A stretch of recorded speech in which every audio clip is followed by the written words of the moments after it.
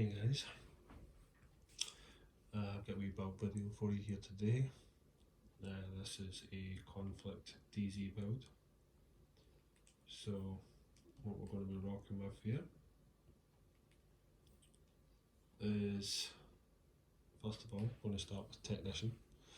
Reason why is due to the chess piece talent of Spotter, and it gives us the linked laser pointer.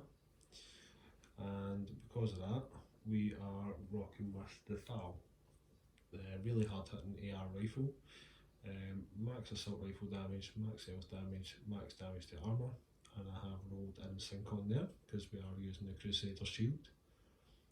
Second of all, we have the second gun, which is the SASG 12 Black Market shotgun. Max shotgun damage, 12% damage to armour, 10.3 reload speed with in sync. Preferably I would like damage to target out of cover there, but it's the best I have just now. And for our handgun, we're using the card pistol with the scout here, 14.5% pistol damage, and rolled with in sync as well. Moving on to the gear, we have a Walker and Harris mask with 170,000 armour, 9.6% crit hit damage, 3.9% crit hit chance, and a 12% crit hit damage mod. The backpack, we're going to be using the Badger Tuft backpack to give us 10% shotgun damage, and it will be 158,000 armour, 12% crit hit damage, 5.6% crit hit chance, and 12% crit hit damage mod. And we're using Vigilance on the backpack. From the Walker and Harris gear set, we're going to get 2 brand set bonuses because we are wearing 2 pieces.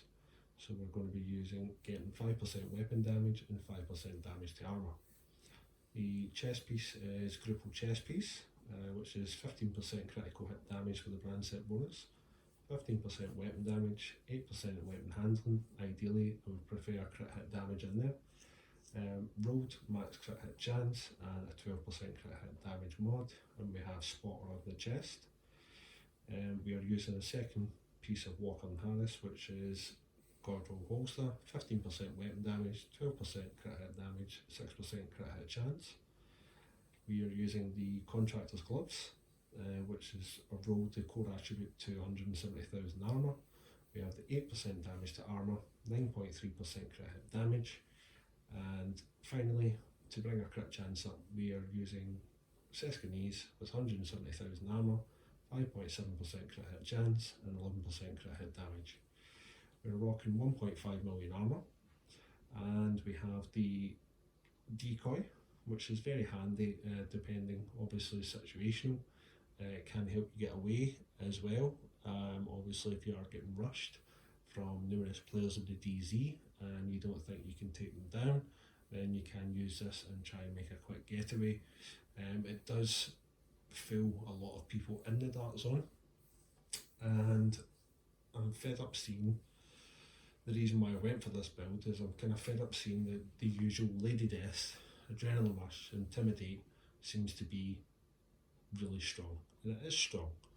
The only thing about it is that you have to be within 10 metres for the Intimidate to proc, and it means that you're really close to the enemy and you're not really got survivability, especially if there's a group of people and you're getting beamed for 3 or 4, maybe 5, depending if you're manhunt or whatever, depending on how many players are chasing you.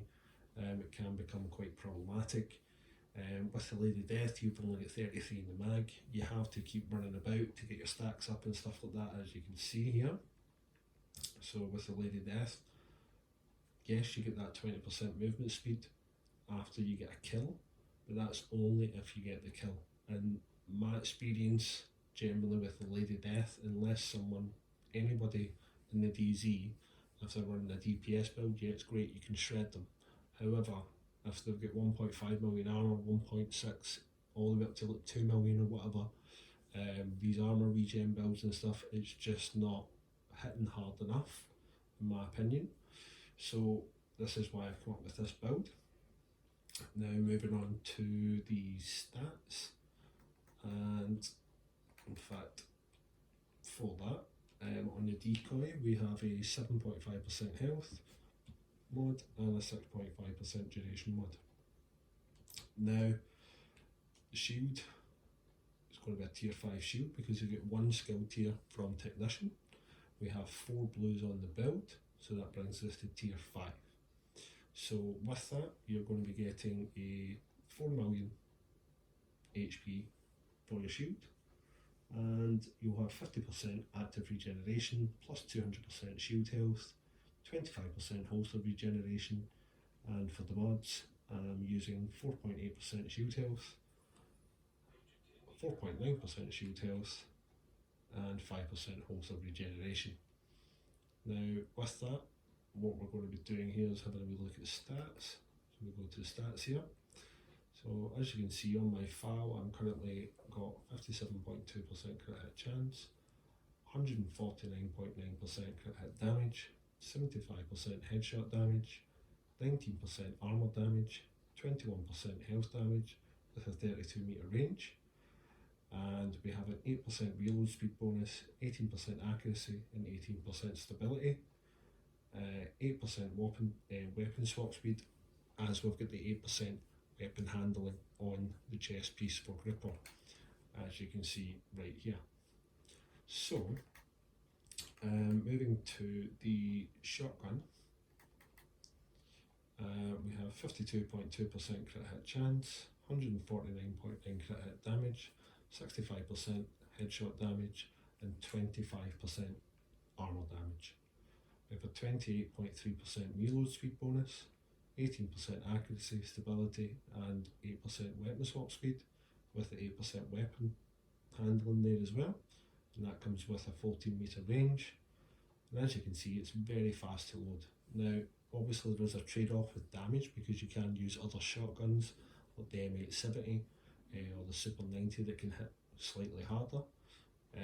But obviously from there, when it comes to survivability, in my opinion, if you're in the middle of reloading, it can be the meaning of life or death. So if you're able to reload your gun and start firing again, it's going to be a lot easier. However, if you're in the middle of reloading a gun, like a shotgun for example, that can take maybe 4 seconds, 5 seconds, that is the difference between living or dying. So I hope you enjoyed the video. Drop a comment, leave a like, and see you in the next one. Peace.